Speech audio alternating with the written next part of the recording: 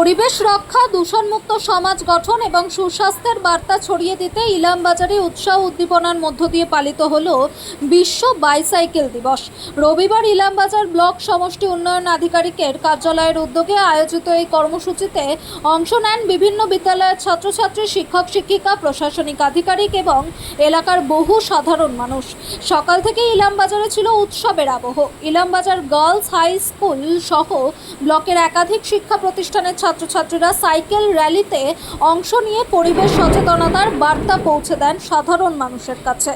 র্যালির মাধ্যমে সাইকেল ব্যবহারের স্বাস্থ্যগত ও পরিবেশগত উপকারিতা তুলে ধরা হয়।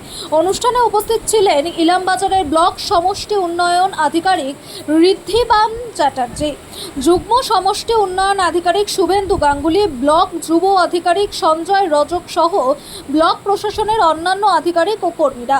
অনুষ্ঠান মঞ্চ থেকে বক্তারা বলেন, বর্তমান সময়ে পরিবেশ দূষণ ও জীবনযাত্রাজনিত নানা শারীরিক সমস্যার মোকাবিলায় সাইকেল একটি কার্যকর ও পরিবেশ বান্ধব মাধ্যম। নিয়মিত সাইকেল চালানো যেমন শরীরকে সুস্থ রাখে, তেমনি কার্বন নিঃসরণ কমিয়ে পরিবেশ সংরক্ষণেও গুরুত্বপূর্ণ ভূমিকা পালন করে।